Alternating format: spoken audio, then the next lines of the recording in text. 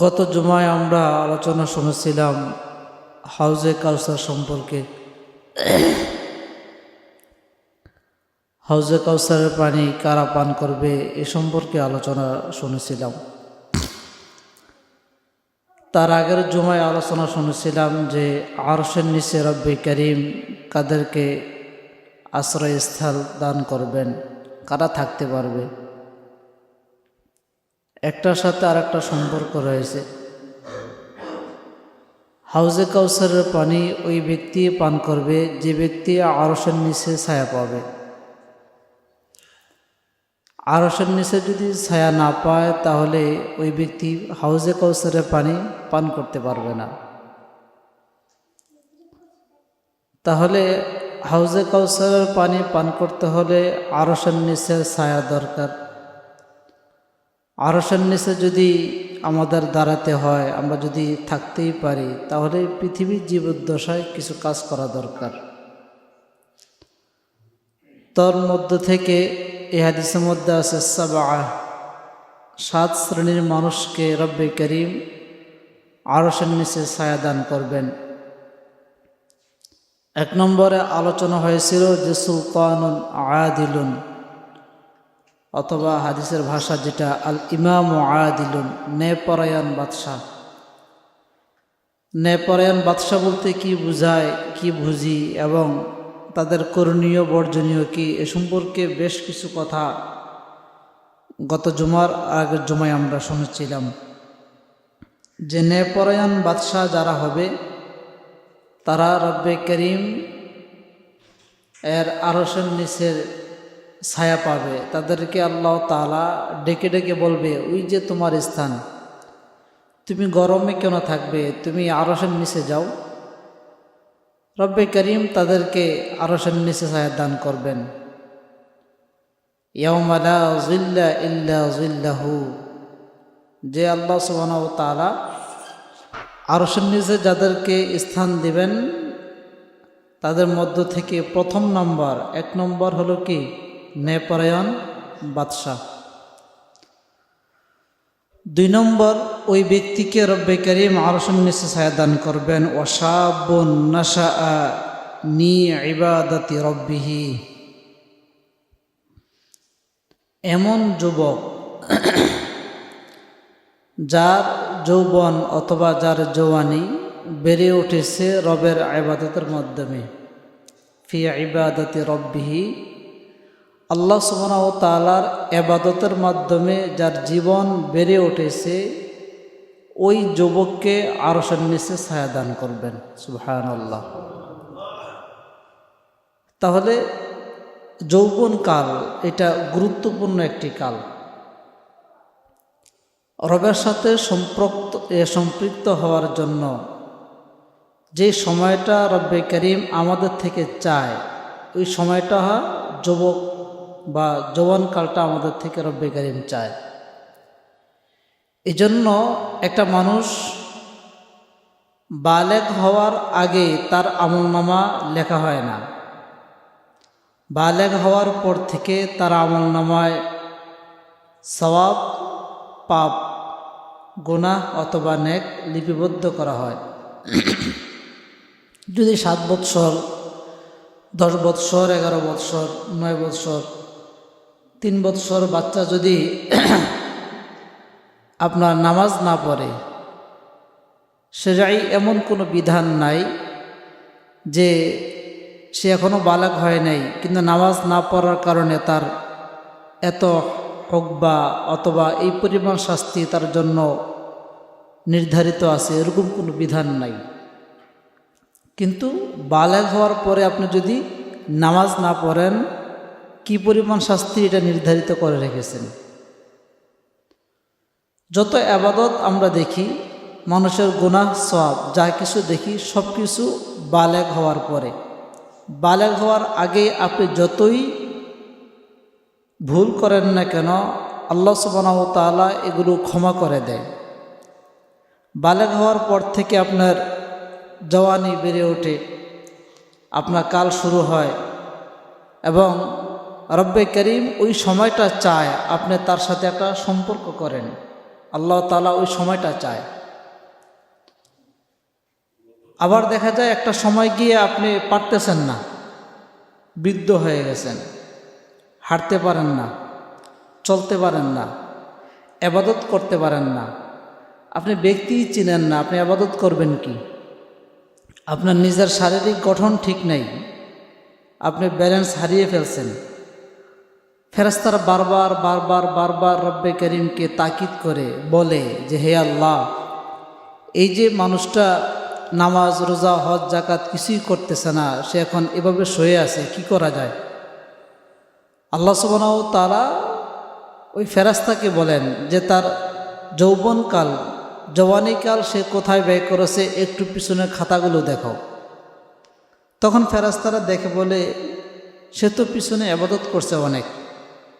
তখন রব্বে করিম বলে যে সে যেহেতু পিছনে ইবাদত করছে, জওয়ানকালটা যেহেতু আমার রাস্তায় ব্যয় করছে, এখন তো সে আজেজ, অক্ষম, পারতেছে না, এজন্য এই কালটাকেও, এই সময়টাকেও তাকে ইবাদতের খাতায় লিপিবদ্ধ করে দাও। কিন্তু শর্ত হলো কি করতে হবে? যৌবনকাল যেটা, এটা রব্বে করিমের চাহিদা অনুযায়ী ব্যবহার করতে হবে। সরকারি নিয়ম তো এরকমই। দেখবেন আপনার একটা সরকারের একটা স্কেল থাকে, চাকরিজীবীর বয়সের স্কেল, যেতে যে এত বছর থেকে এত বছর পর্যন্ত চাকরি করতে পারবে, একটা নির্ধারিত সময় থাকে। আপনি যদি 11 বছর বয়স গিয়ে বলেন আমি চাকরি নেব, দিবে না। আপনি 70 বছর 60 বছর বয়সে গিয়ে বলেন চাকরি নিব, দিবে না। একটা বয়স, সরকার একটা বয়স নির্ধারিত করে রেখেছেন। বয়সের সাথে এই আরেকটি বিষয় সম্পৃক্ত করে দিয়েছেন, সেটা হলো আপনার যোগ্যতা। বয়সের সাথে আরেকটা কি করছেন, শর্ত জড়িয়ে দিয়েছেন যে আপনার যোগ্যতা। এখন আপনার বয়স আছে ঠিক, কিন্তু যোগ্যতা নাই, চাকরি পাবেন না। আপনার যোগ্যতা এবং বয়স যদি এক থাকে তাহলে আপনি কি করবেন, চাকরি পাবেন। এখন সরকারের ক্ষেত্রে যদি এরকম হয়, রবের ক্ষেত্রে কি ভিন্ন? না, একই। রব্বে করিম বলছেন যে তুমি যদি আমার নিকট পর্যন্ত পৌঁছতে চাও, তাহলে তোমার বয়স এবং যোগ্যতার বিনিময়ে তুমি আসো। এখন রব্বে করিমের যোগ্যতা কি? যোগ্যতা হলো যে বিধিবিধানগুলো, মুসলমানের উপরে যে ফরজ বিধান, এই বিধানগুলো অর্জন করা, জানা। আপনার সরকারি পোস্টে ভর্তি হইতে হলে, চাকরি করতে হলে আপনার অ্যাডভোকেট, লয়ার, ইঞ্জিনিয়ার, ব্যারিস্টার, বিভিন্ন শিক্ষায় শিক্ষিত হতে হয়, বিভিন্ন জ্ঞানে পাণ্ডিত্য লাভ করতে হয়। রব্বে করিম বলছেন আমার কাছে যদি আসতে হয় তাহলে শুধুমাত্র একটা ফরজ বিধান, এই বিধানগুলো সম্পর্কে তুমি মৌলিক একটা বেসিক জ্ঞান নিয়ে আসো, আমি আল্লাহ সুবহানাহু ওয়া তাআলা তোমার সব চাহিদা পূরণ করব, তোমার সব ইবাদত কবুল করব। তাহলে এখন আমরা তো বিধানে নাই, নামাজের বিধিবিধান জানি না, রোজার বিধিবিধান জানি না। কতজন মানুষ জানি যে নামাজ ভঙ্গের কারণ কয়টি? কতজন মানুষ জানি যে রোজা ভঙ্গের কারণ কয়টি? কতজন মানুষ জানে যে হজ ভঙ্গের কারণ কয়টি? কতজন মানুষ জানে যে ঈমান ভঙ্গের কারণ কয়টি? জানি না তো। অথচ আমরা দিব্যে চলতেছি নিজের আনন্দ চিত্তে। অথচ রব্বে করিম বলছেন যে এই যে একটা সময়, তোমার শরীরে যখন শক্তি আছে, তোমার মস্তিষ্ক যখন কাজ করতেছে, তখন তুমি যে কোনো ইবাদত করো, ওই ইবাদতে আমি সন্তুষ্ট।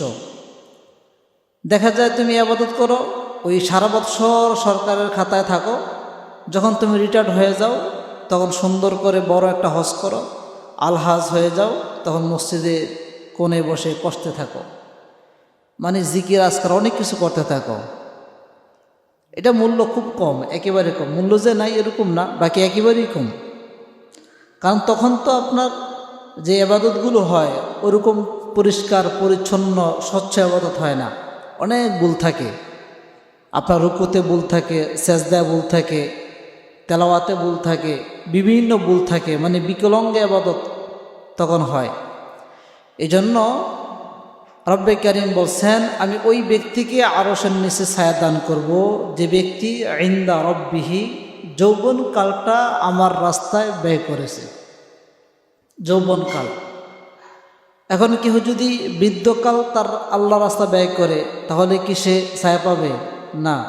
হাদিসের মধ্যে আসছে যৌবনকাল, অসাবুন নাশাআনি ইবাদাতি রব্বিহি, হাদিসের মধ্যে দ্বিতীয় ওই ব্যক্তির নাম এনেছেন যে ব্যক্তি তার যৌবনকাল আল্লাহ সুবহানাহু ওয়া তাআলার রাস্তায় ব্যয় করবে, ওই ব্যক্তিকে আল্লাহ সুবহানাহু ওয়া তাআলা হাশরের মাঠে আরশের নিচে ছায়া দান করবে।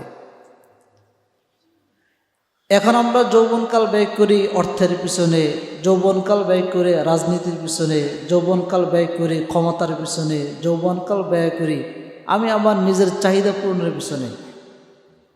100 জন যুবক যদি আপনি দাঁড় করান, এর থেকে 5 জন যুবক এরকম পাবেন কিনা সন্দেহ আছে যে 5 জন যুবক তার যৌবনকালটা আল্লাহ রাস্তা ব্যয় করে।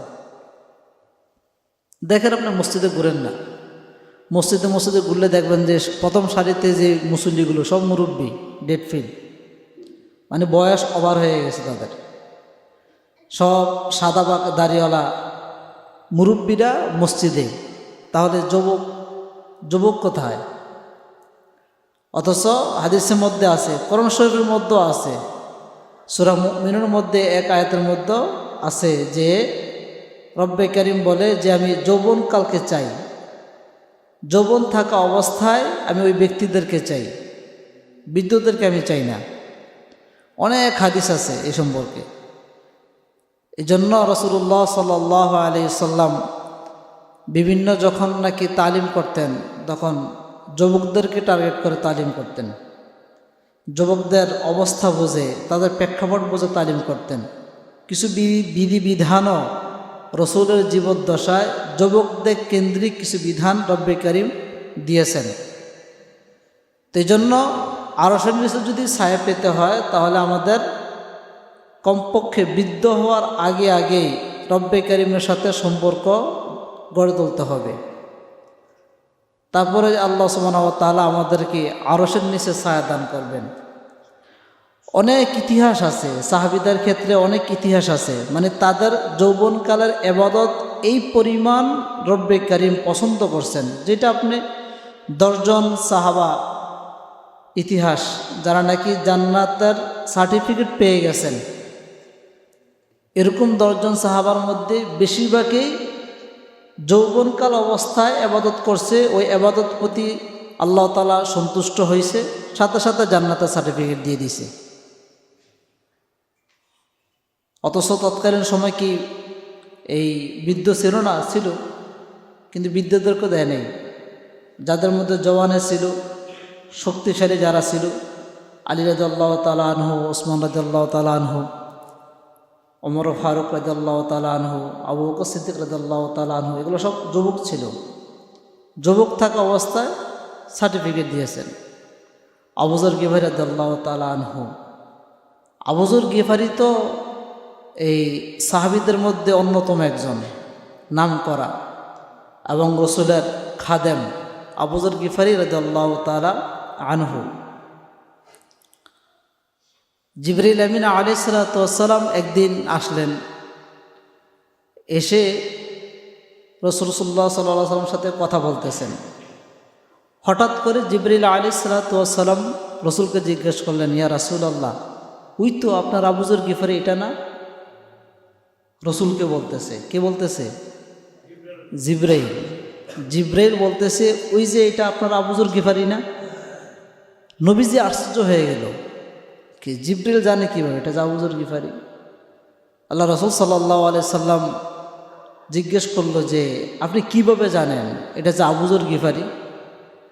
তখন জিবরাইল আলাইহিস সালাতু ওয়াস সালাম বলল যে আমি একা জানি বিষয়টি এরকম না, আকাশের সব ফেরেশতা আপনার আবু যর গিফারীকে চিনে। আকাশের সব ফেরেশতা আপনার আবু যর গিফারীকে চিনে। বলে কিভাবে চিনে?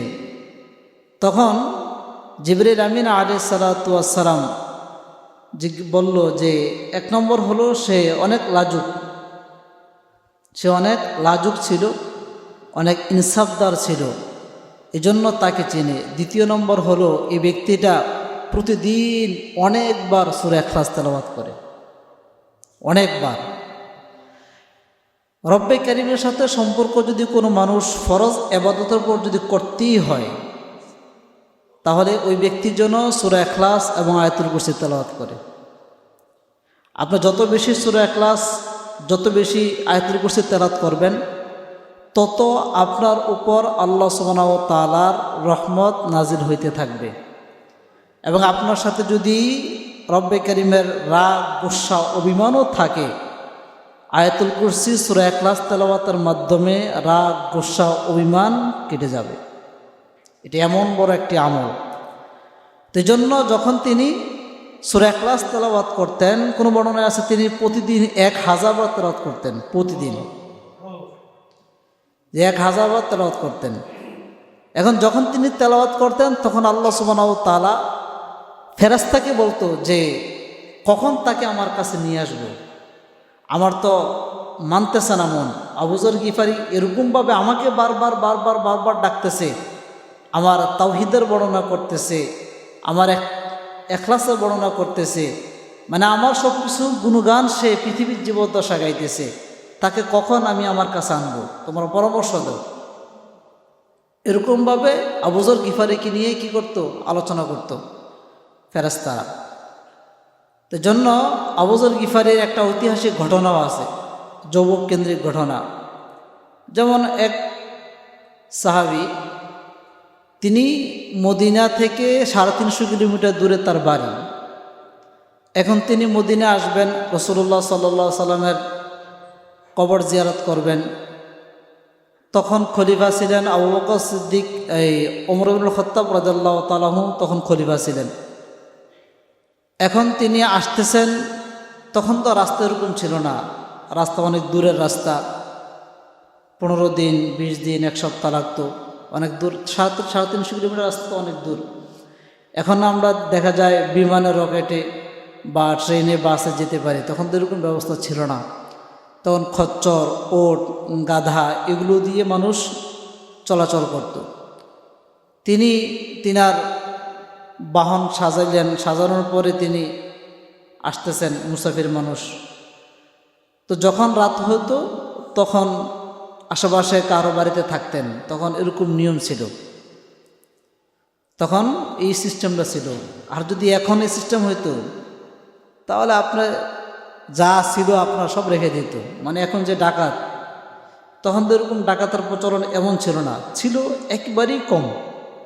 মানে বিধর্মী হলেও তাদের মধ্যে এই আত্মবিশ্বাস, মানুষ থেকে টাকা পয়সা নিয়ে নেওয়া, লুণ্ঠন করা, ডাকাতি করা, এগুলো কম ছিল। তো মানুষ এভাবে বসবাস করতো, এভাবে আসতো, সারাদিন চলতো, রাত হইতো, কোনো না কোনো বাড়িতে থাকতো, অথবা কোনো গাছের নিচে তাঁবু টেনে থাকতো, এইভাবে থাকতো। হঠাৎ করে এই যুবক, রাত হয়ে গেছে, এক গাছের নিচে রয়ে গেলেন তাঁবু টেনে। এখন যখন নাকি সকাল হয়, সকাল হওয়ার পরে তিনার এই ওট বাঁধন ছিঁড়ে একটু জমিনে গেলেন। জমিনে গিয়ে দেখতেছেন যে ছোট ছোট গাছের চারা, নাবাত হাদিসের মধ্যে আসছে যে ছোট ছোট গাছের চারা ওইখানে এই ওট খাইতেছে। এখন গাছ যখন খেয়ে ফেলতেছে, গাছের মালিক তিনি দূর থেকে দেখতেছে, সকাল সকাল। তিনি খুব মুরব্বী ছিলেন, জীর্ণশীর্ণ ছিলেন। তিনি ওটকে তাড়ানোর জন্য একটা পাথর দিয়ে আঘাত করলেন। পাথর দিয়ে আঘাত করার পরে এই ওটের মস্তিষ্কে লাগে। এক পর্যায়ে গিয়ে এই ব্রেনটে এফেক্ট করার পরে এখানে ছিদ্র হয়ে যায়। পাথরটা খুব এই আপনার উল্টাপাল্টা ছিল মনে হয়। তো এই জন্য এটা লাগার কারণে রক্তক্ষরণ হয়, ব্লিডিং হতে হতে ওট এখানেই মারা যায়। এখন যখন নাকি সূর্যের আলো তার চেহারার মধ্যে লাগে, তার ঘুম ভেঙে যায়। কার? ওই যুবকের। এখন সে উঠে, তো এই ঘুম থেকে উঠে ওট দেখে না। এখন খুঁজতেছে, সব জায়গা পায় না। একটু নিচে গিয়ে দেখতেছে যে জমিনের মধ্যে ওট কি মৃত পড়ে আছে। জমিনে। ওই বৃদ্ধ কিন্তু দাঁড়িয়ে আছে, মারার পরে যায় না। এখন জিজ্ঞেস করলো যে কে মারছে, আপনি কি দেখছেন? তখন বৃদ্ধ বলতেছে, আমি তো আসলে এভাবে মারার চেষ্টা করি নাই, আমি আঘাত করছি, সে মৃত্যুবরণ করছে। এখন মুসাফির মানুষ, এভাবে খাবারে কষ্ট, গোসলে কষ্ট, আরও রেগে গেছে, এখন বাহন নাই, সে কিভাবে মদিনায় যাবে? সে রাগে সেও একটা আঘাত করছে, বৃদ্ধ মারা গেছে। এখন যখন মারা গেছে, মারা যাওয়ার পরে তার মধ্যে একটা এই আত্মসমালোচনা শুরু হয়ে গেল যে আমি কি করলাম, বিষয়টা আমি লোকটাকে মেরে ফেললাম, আসলে কি আমি মারলাম, মানে এরকম কল্পনা জল্পনা করতেছে। এখন সে বলতেছে আমি যাব না, আমি এই লোকটাকে দাফন কাফনের ব্যবস্থা করে যাব, তার চিন্তা। এখন সে যায় না, বসে আছে, গোসল দিল, কাপড় পেঁচাইল, এখানে বসে রইল। হঠাৎ করে ওই বৃদ্ধর 2 ছেলে চলে আসছে, এসে দেখতেছে এই অবস্থা। জিজ্ঞেস করলো কে হত্যা করছে? যুবক সাথে সাথে বলল আমি হত্যা করছি। যুবক সাথে সাথে বলল আমি হত্যা করছি, বাকি আমি হত্যা করতে চাই নাই, আমার এই অবস্থার প্রেক্ষিতে আমি আঘাত করছি, সে ইন্তেকাল করছে। এখন ওরা চাইতেছে তাকে মারার জন্য। যুবক বলতেছে এই শরঈ বিধান যেটা, ওই আইনে আমরা যাই, মারামারি না করি। তখন এক ভাই বলতেছে ঠিক আছে, আমরা শরিয়া আইনে যাব। এখন উভয়জনে মিলে শরিয়া আইনের মধ্যে গেল। শরঈ আইন হলো যে চোখের পরিবর্তে চোখ, আন্নান নাফসা বিন নাফসি ওয়াল আইনা বিল আইনি ওয়াল আনফা বিল আনফি ওয়াল উযুনা বিল উযুনি ওয়াস সিন্না বিস সিন্নি ওয়াল জুরুহা কিসাস। যে যার পরিবর্তে, এটা কোরআনে স্পষ্ট আয়াত, হাতের পরিবর্তে হাত, পায়ের পরিবর্তে পা। এখন হত্যার পরিবর্তে কি হয়? হত্যাই হয়। ওমর ইবনুল খাত্তাব রাদিয়াল্লাহু তাআলা আনহু সিদ্ধান্ত দিয়ে দিল যে তাকে হত্যা করার জন্য। জল্লাদকে ডাকা হলো, সিদ্ধান্ত দিয়ে দিল। সিদ্ধান্ত দেওয়ার পরে যখন নাকি তাকে হত্যা করবে, তার আগেই জিজ্ঞেস করলো যে তোমার কি শেষ কোনো ইচ্ছা আছে? তখন সে বলল যে যদি আমার ইচ্ছা পূরণ করতে দেওয়া হয় তাহলে আমি বলবো, যদি না দেওয়া হয় তাহলে আমি বলবো না। ওমর ইবনুল খাত্তাব রাদিয়াল্লাহু তাআলা আনহু বলল ঠিক আছে, দেওয়া হবে, বলো। তখন সে বলল যে আমার ব্যবসার একটা সম্পর্ক, লেনদেন ইহুদির সাথে হয়েছিল। ইহুদি আমার থেকে বেশ কিছু দিনার পায়, টাকা পয়সা পায়। আমি চাই যে আমি আমার বাড়িতে যাব, ইহুদিকে টাকাগুলো বুঝিয়ে দেব, আমি আবার পুনরায় এখানে চলে আসব। এখন ওই 2 যুবক আর কিছু শাসক বলতেছে এটা কিভাবে সম্ভব? তুমি যাবা, তুমি না আসলে বিচার তো হবে না, তুমি আসবা তার বিশ্বাস আছে কি? বিভিন্ন ধরনের কথা বলতেছে। তখন ওমর ইবনুল খাত্তাব রাদিয়াল্লাহু তাআলা আনহুকে বলল যে আপনি আপনার বাহিনী পাঠান, আপনার বাহিনী আমার সাথে যাবে, আমি টাকা পয়সা দেব, আমি আমার বাহিনীর সাথে চলে আসব। ওমর ইবনুল খাত্তাব রাদিয়াল্লাহু তাআলা আনহু বলতেছে এখন তো 2টি টিম যুদ্ধে অংশগ্রহণ করছে, তারা 2 জায়গায় যুদ্ধ করব কাফেরদের সাথে। মুসলমানের সংখ্যা 2 জায়গায় চলে গেছে। এখন ওই পরিমাণ মুসলমান মদিনায় নাই যে যাদেরকে তোমার সাথে পাঠাবো। আর যদি তোমার সাথে পাঠাইও, তুমি যদি তাদেরকে মেরে ফেলো, তোমার গ্রামবাসী মিলে, কোন বিশ্বাসে পাঠাবো? পরিশেষে তার ফাঁসি বা হত্যার নির্দেশ। এখন একটু পরেই ওমর ইবনুল খাত্তাব রাদিয়াল্লাহু তাআলা আনহু আবার বলল যে তোমার একটা সুযোগ আছে, তোমার কোনো ভাই, কোনো আত্মীয়, কেহ যদি তোমার জিম্মাদার হয়ে এখানে আসতে পারে, যে তুমি আসা পর্যন্ত ওই ব্যক্তি এখানে থাকবে, তুমি না আসলে ওই ব্যক্তিকে আমরা কি করব? হত্যা করব। যদি এরকম হয় তাহলে তুমি সুযোগ পাবে। এখন কেউ তো নাই মদিনায়, 350 কিলোমিটার দূরে মদিনায় কেহ নাই, তার আত্মীয় স্বজন কেহ নাই। সে বারবার কাঁদতেছে। ওই যে বললাম যে আবু যর গিফারি রাদিয়াল্লাহু তাআলা আনহু জান্নাতি সাহাবী, আবু যর গিফারি হঠাৎ হাদিস মনে হয়ে গেল, আল মুসলিম আখুল মুসলিম। আবু যর গিফারি রাদিয়াল্লাহু তাআলা আনহু সে মনে মনে ভাবলো যে রাসূল তো বলে গেছেন এক মুসলমান অপর মুসলমানের ভাই, তো সে তো আমার ভাই, আমি তার জিম্মাদার হয়ে যাই। আবু যর গিফারি রাদিয়াল্লাহু তাআলা আনহু দাঁড়িয়ে গেলেন। তখন সে বৃদ্ধ হয়ে গেছে, দাঁড়িয়ে বললেন যে আমি তার জিম্মাদার হব, সে যদি না আসে তাহলে আমাকে হত্যা করা হবে। অনেক সাহাবাই কেরাম তার দিকে তাকিয়ে রইলেন। ওমর ইবনুল খাত্তাব রাদিয়াল্লাহু তাআলা আনহু পর্যন্ত বললেন যে তুমি কি জানো বিষয়টা কি হবে? সে যদি না আসে তোমাকেই কিন্তু হত্যা করা হবে, তুমি কি জন্য তো রিস্ক নিতেছো? বলে হ্যাঁ, আমি এই দায়িত্ব নেব। পরিশেষে তাকে ছেড়ে দিলেন। আবু যর গিফারি রাদিয়াল্লাহু তাআলা আনহুকে দাঁড় করে রাখলেন, সময় দিলেন যে আরবি চন্দ্র মাসের প্রথম জুমায় জুমার নামাজের পরে মদিনা মসজিদের সামনে তার বিচার কার্যকর হবে, টাইম দিয়ে দিলেন।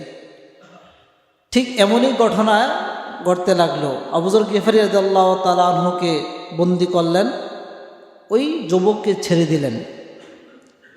যুবক দৌড়ে বাড়িতে চলে গেলেন, গিয়ে ওই যে ইহুদির যে টাকা পয়সা লেনদেন এটা দিয়ে দিলেন। দেওয়ার পরে আসার সময় নতুন কাপড় পরিধান করলেন, আতর শরীরের মধ্যে দিলেন, মাতা পিতাকে একসাথে করলেন, চোখের পানিগুলো ছেড়ে দিলেন, কেঁদে কেঁদে বললেন যে আমার সাথে আর সাক্ষাৎ হবে না, আমি মদিনায় যাব, মদিনায় আমার হত্যা হবে, আমাকে ফাঁসির কাজটা ঝুলাবে। ভালো লাগতেছে, কেমন যেন আমি একটা শহীদি তামান্না আমি ভোগ করতেছি। তিনি বারবার করে সাহাবাই কেরামকে তিনি বলতেছেন। ওমর ইবনুল খাত্তাব রাদিয়াল্লাহু তাআলা আনহু আবু যর গিফারি রাদিয়াল্লাহু তাআলা আনহুকে ডাকলেন, ডেকে বললেন যে ভাই আবু যর, একটু বলো তোমার মনের আকাঙ্ক্ষা তামান্নাটা কি? ওমর ইবনুল খাত্তাব রাদিয়াল্লাহু তাআলা আনহুকে আবু যর গিফারি বললেন যে নামাজের পর থেকে এই পর্যন্ত আমার হৃদয়ে যেই পরিমাণ আনন্দ, উল্লাস, মজা, স্বাদ উপভোগ করতেছি, আমি আবু যর গিফারি রাদিয়াল্লাহু তাআলা আনহু এর আগে কখনো 1 মিনিটের জন্য এরকম স্বাদ উপভোগ করিনি। আবু যর গিফারি রাদিয়াল্লাহু তাআলা আনহু ওমর ইবনুল খাত্তাব রাদিয়াল্লাহু তাআলা আনহুকে বললেন। যখন শুরু হয়ে যাবে নির্দেশ দিয়ে দিছে, তখনও দেখতেছে দূর থেকে একটা মানুষ বালু পিছন থেকে উড়িয়ে আসতেছে ঘোড়া দিয়ে অনেক দূরে। দেখে ওই সাহাবা উপস্থিত। ওই যুবক এসে বলল যে আমি সময়ের আগেই চলে আসতাম, নামাজের আগে আমার ঘোড়ার চিনপোষ ভেঙে যায়, ভেঙে যাওয়ার কারণে আমি আসতে পারি নাই। আমি অন্য এক ব্যক্তির চিনপোষ আবার এনে আমি আসছি, এর জন্য আমার দেরি হয়ে গেছে, আপনারা আমাকে ফাঁসির কাজটা ঝুলান। এখন ওই তাকে যখন ফাঁসির কাজটা ঝোলানো হলো, ওই যে 2 যুবক যারা বাবার বিচারের জন্য এখানে গেছে, তারা চিন্তা করলো যেই মানুষটা আমার বাবাকে হত্যা করার কারণে আজকে এখানে ঝুলতেছে বা একটু পরে তার বিচার হবে, এই মানুষটা তো সাধারণ কোনো মানুষ হতে পারে না। সে তো চাইলে ওই দিনই বাবাকে হত্যা করে পালাইতে পারতো, পালায় নাই। সে তো চাইলে আজকে না আসতে পারতো, কিন্তু তারপরও সে আসছে। সে তো ওই মানুষ সাধারণ কোনো মানুষ হতে পারে না। ওমর ইবনুল খাত্তাব রাদিয়াল্লাহু তাআলা আনহুকে বলল যে এই ব্যক্তিটা কে? সে এমনভাবে নিজের জীবন চলে যাবে নিশ্চিত জেনেও সে উপস্থিত। ওমর ইবনুল খাত্তাব রাদিয়াল্লাহু তাআলা আনহু ওই 2 যুবককে বলল, এটা হলো মুসলমানের আদর্শ এবং এই ব্যক্তিটা হলো মুসলমান। তার মানে ওমর ইবনুল খাত্তাব বুঝাইতে চাইতেছেন যে মুসলমান কখনো অন্যের ক্ষতি করতে পারে না, মুসলমান কখনো অন্য মানুষকে হত্যা করতে পারে না, মুসলমান কখনো অন্য মানুষের উপর জুলুম করতে পারে না। এটা মুসলমানের আদর্শ। ওমর ইবনুল খাত্তাব রাদিয়াল্লাহু তাআলা আনহুর কিছু কথা শোনার পরে 2 যুবক বলল যে আমাদের বাবার প্রয়োজন নাই, বাবা হারিয়েছি, বাবাকে রব্বে করিম মাফ করে দেয়, এজন্য দোয়া করতেছি। আজ থেকে এই যুবক যে আছে সেও আমাদের একজন ভাই। আমরা আজ থেকে 2 ভাই না, আমরা আজকে 3 ভাই হয়ে গেলাম। ঘটনা বলার কারণ হলো যে এই মানুষদেরকে রব্বে করিম আরশের নিচে ছায়াদান করবেন। এই মানুষদেরকে, যেই মানুষ মুসলমান হওয়ার পরে ঈমান আখলাক এবং জওয়ানকাল ইসলামের উপর অটল অবিচল থাকবে, এই মানুষদেরকে নাশা আনি ইবাদতে রব্বিহি আরশের নিচে রব্বে করিম ডেকে ডেকে কী করবেন? ছায়াদান করবেন। 3 নম্বর হলো অরজুলুন কলবুহু মুআল্লাকুন ফিল মাসাজিদ, যাদের হৃদয়, যাদের প্রেম সর্বদাই, যাদের হৃদ্যতা সর্বদাই মসজিদের সাথে সম্পৃক্ত, এই মানুষগুলোকে রব্বে করিম আরশের নিচে ডেকে ডেকে আরশের নিচে দিয়ে দিবেন। আল্লাহ সুবহানাহু ওয়া তাআলা ফেরেশতাকে বলবেন, ওই যে আমার বান্দা দেখা যায় তাকে আরশের নিচে ঢুকাও, ওই যে বান্দা দেখা যায় তাকে আরশের নিচে ঢুকাও। ডেকে ডেকে তাদেরকে আরশের নিচে নিয়ে আসবেন, পার্থক্য করে দিবেন। আরশের নিচে যারা থাকবে তাদেরকে এক কাতার, আরশের বাইরে যারা থাকবে তাদেরকে আরেক কাতার, পার্থক্য করে দিবেন। যাদের সম্পর্ক থাকবে কলবুহু ফিল মাসাজিদ, মসজিদের সাথে যাদের হৃদয় জোরানো থাকবে, তাদেরকে রব্বে করিম আরশের নিচে কী করবে? ছায়াদান করবে। এজন্য এখন তো আমরা মসজিদ থেকে দুনিয়ার কিছু কাজ মসজিদে আনতে চাই না, অথচ তৎকালীন সময় যুদ্ধের কাজ মসজিদ থেকে হইতো, ব্যবসার কাজ মসজিদ থেকে হইতো, বাণিজ্যের কাজ মসজিদ থেকে হইতো, বিবাহের কাজ মসজিদ থেকে হইতো। যত কাজ পৃথিবীর জীবদ্দশায় সাহাবীদের ইতিহাসে চলছে, সব কাজ মসজিদ থেকে সিদ্ধান্ত ছিল, সব কাজ। এজন্য আল ইমাম আদেল প্রথম এই হাদিসের প্রথম এই কথা কি জন্য আনছেন? নে পড়েন বাদশাহ, তার মানে যারা এমপি মন্ত্রী মিনিস্টার সরকার হবে তারা মসজিদে থাকবে, নামাজ পড়বে, সালাতুল হাজত পড়বে, ইবাদতের মাধ্যমে রবের সাথে সম্পর্ক করবে। এইখান থেকে তারা সিদ্ধান্ত দিবে সমাজ কিভাবে চলবে। এখন তো সিদ্ধান্ত দেয় চেয়ার টেবিলে বসে, এই জায়গায় পানি থাকে, এই জায়গায় মদ থাকে, এই জায়গায় সিগারেট রাখার এই কোটা থাকে, সিগারেট খায় এদিকে, ওদিক দিয়ে সিদ্ধান্ত দেয়, হারাম খায় এদিকে, ওদিক দিয়ে সিদ্ধান্ত দেয়। অথচ এটা তো পবিত্র একটা সিদ্ধান্ত, একটা রাষ্ট্র চলবে, দেশ চলবে, পবিত্র সিদ্ধান্ত। এজন্য তৎকালীন সময় যুদ্ধের যত ইতিহাস দেখবেন আপনি, সব মসজিদের মেহরাবের মধ্যে অস্ত্র ছিল সাহাবায়ে কেরামের। নামাজ পড়ছে, পাগড়ি বাঁধছে, অস্ত্র নিয়ে তারা বাইর হয়ে গেছে। ওই যে এখন যে আপনার তালেবান যারা আছে দেখেন না, তাদের সবাই বাবরি এবং পাগড়ি, এটা হলো সাহাবায়ে কেরামের লেবাস। সাহাবায়ে কেরাম এই লেবাসে ছিলেন, পাগড়ি এবং বাবরি অবস্থায় তারা সর্বদাই ছিলেন। তো যেটা বলতেছিলাম যে মসজিদে আমাদের সম্পর্ক রাখা, বেশি বেশি করে মসজিদে একটু করে হলেও সময় দেওয়া। বলে এখন তো নামাজের টাইম নয়, কী কারণে মসজিদে ঢুকবো? আপনি মসজিদে যান। আল্লাহ রাসূল সাল্লাল্লাহু আলাইহি সাল্লাম বলছেন যে কোনো মানুষ যদি এইভাবে কোনো কারণ নাই, সে এতেকাফের নিয়তে মসজিদে এসে বসে রইল অথবা একটু শুয়ে রইল, মসজিদে এসে যদি সে বসেও থাকে, শুয়েও থাকে, তারপরেও ফেরেশতারা তার আমল নামায় সওয়াব লিখতে থাকে। তারপরেও এজন্য ইসলামের ইতিহাসের মধ্যে যিনি সর্বপ্রথম নেকওয়ালা অথবা যার আমল সবচেয়ে বেশি, তার নাম হলো আবু বকর সিদ্দিক রাদিয়াল্লাহু তাআলা আনহু। তার মধ্যে এই আমলটা সবচেয়ে বেশি ছিল। তার মধ্যে জিবরিল আমিন আলাইহিস সালাতু ওয়াস সালামকে আল্লাহ সুবহানাহু ওয়া তাআলা নিজে বলল যে তুমি কি আমার আবু বকরকে চিনো? বলে না, চিনি না। তো বলে তুমি আবু বকরকে চিনো না, তুমি কিভাবে আমার সাথে থাকবে? বলে আবু বকরকে আমি কিভাবে চিনব? তখন আল্লাহ সুবহানাহু ওয়া তাআলা বললেন যে মদিনার মসজিদে যে মানুষটা সর্বপ্রথম ঢুকবে, সর্বশেষ বাইর হবে, এটি আমার আবু বকর সিদ্দিক। তখন জিবরিল আলাইহিস সালাতু ওয়াস সালাম নামাজের অনেক আগে দাঁড়িয়ে গেলেন, এসে দেখতেছেন আবু বকর সিদ্দিক প্রথম ঢুকলো। ঢুকার পরে তিনি রবকে বললেন যে আবু বকর সিদ্দিক ঢুকছে প্রথম, আসলে কি হবে? বলো সর্বশেষকে বাইর হয়ে দেখো। পরে দেখে যে মসজিদে কেউই নাই, আবু বকর সিদ্দিক একা আছে। তখন আবু বকর সিদ্দিক বাইর হইল। বাইর হওয়ার সাথে সাথে জিবরিল আমিন আলাইহিস সালাতু ওয়াস সালাম সালাম দিলেন। সালাম দেওয়ার পরে আবু বকর সিদ্দিক রাদিয়াল্লাহু তাআলা আনহু সালামের জবাব নিলেন। জবাব নেওয়ার পরে মুস্কি হাসলেন, হাসার পরে বললেন, ভাই জিবরাইল, আমি কিন্তু তোমাকে চিনে ফেলেছি। কে বলে? আবু বকর সিদ্দিক বলে, আমি কিন্তু তোমাকে চিনে ফেলেছি। তুমি যে এখানে দাঁড়িয়ে আছো কখন থেকে তাও আমি জানি। মানে এটা ফেরেশতার সাথে সম্পর্ক, মানুষ না। জিবরাইল কি মানুষ? কি বলেন, মানুষ জিবরাইল? মানুষ না তো, ফেরেশতা। ফেরেশতার সম্পর্ক বান্দার সাথে।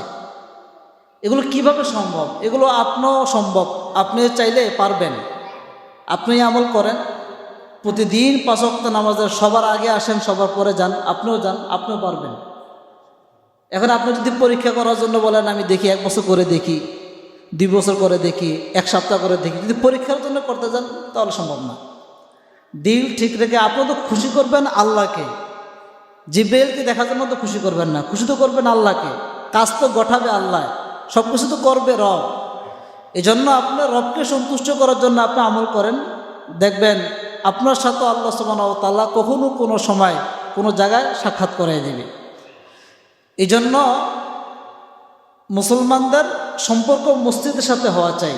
যদি মসজিদের সাথে সম্পর্ক আমরা করতে পারি, রব্বে করিম বলছেন, কলবুহু মুআল্লাকুন ফিল মাসাজিদ, আমি এই মানুষদেরকে ডেকে ডেকে আমার আরশের নিচে ছায়াদান করব। আরেকটা হাদিসের মধ্যে বর্ণনা আছে, বুখারীর রওয়ায়াত, যে মসজিদ দাঁড়িয়ে যাবে, মসজিদ দাঁড়িয়ে বলবে, হে আল্লাহ, এই যে মানুষগুলো, এই যে দেখা যাইতেছে এই মানুষগুলো, তাদের নাম, পিতার নাম, গ্রামের নাম, সম্পূর্ণ ঠিকানা সহ, কাগজ সহ রব্বে কারিমের নিকট দরখাস্ত করবেন যে এই মানুষগুলো আমার সাথে সম্পৃক্ত ছিল, তারা আমার এখানে বেশি সময় কাটাইতো, এই মানুষগুলো আমার এখানে বেশি সময় কাটাইছে বিদায় আমি মসজিদ তাদের পক্ষ হয়ে তোমার নিকটে সুপারিশ করতেছি, তুমি তাদেরকে মাফ করে দাও। রব্বে কারিম বলে যে মসজিদ যদি সুপারিশ করে, আমি সাথে সাথে মসজিদের সুপারিশ গ্রহণ করব এবং ওই মানুষদেরকে আমি ধাক্কা মেরে আরশের নিচে ছায়া দান করব। এই জন্য আমাদেরকে বেশি বেশি মসজিদমুখী হওয়া চাই এবং মসজিদে থাকা চাই। আল্লাহ সুবহানাহু ওয়া তাআলা আমাদেরকে আরশের নিচে দাঁড়ানোর জন্য যে আমলগুলো বেশি বেশি করে করার তৌফিক দান করে, সকলে বলি আমিন। যারা সুন্নাত পরিণত তারা কবুল আজম আলাইহি করুন।